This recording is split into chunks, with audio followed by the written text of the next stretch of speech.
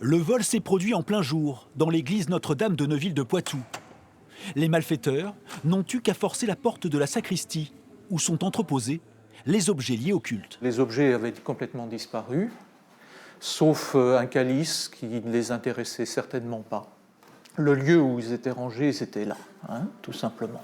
Celui-ci, ils n'ont pas pris, il est signé, mais il est du XXe siècle. Dans les églises du Poitou ces derniers mois, les vols se sont multipliés. Le dernier en date a eu lieu dans la collégiale de Chauvigny, où calices et ciboires ont été dérobés. Des affaires prises très au sérieux par la gendarmerie. On a recensé pour le moment 14 faits, dont 8 dans la Vienne. Dans le sud du département, un référencement des objets dans les églises a débuté. Un groupe d'enquête a également été créé. Pour l'heure, la piste du réseau criminel organisé est privilégiée. Sans forcément stigmatiser telle ou telle population, on peut quand même facilement penser que ce sont des gens qui ont un profil itinérant. C'est-à-dire qu'ils vont écluser un endroit, puis se déplacer sur un autre. Ils vont et viennent très rapidement.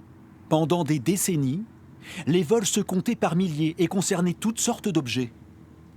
Depuis les années 2000, calices et ciboires se retrouvent désormais sur le net.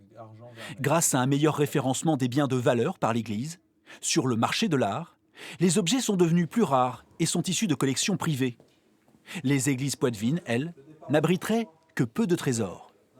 Dans 90 ou 95% des cas, il s'agit de pièces de fabrication qui datent de la fin du 19e, voire du milieu du 19e siècle jusqu'au milieu du 20e siècle. Donc, effectivement, on n'est pas sur des pièces d'orfèvrerie anciennes qui relèvent du domaine de la collection proprement dite et de choses extrêmement rares.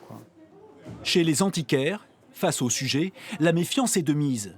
Pour ces professionnels, si les amateurs restent nombreux, les objets en argent ou vermeil ont peu de chances de trouver preneur. Dans les grands vols, on découvre après qu'effectivement, c'était des collectionneurs qui faisaient des commandes.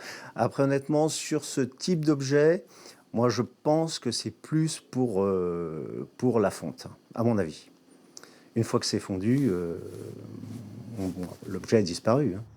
À Neuville de Poitou, Notre-Dame est toujours ouverte. Le père Giré, lui, veille sur son église.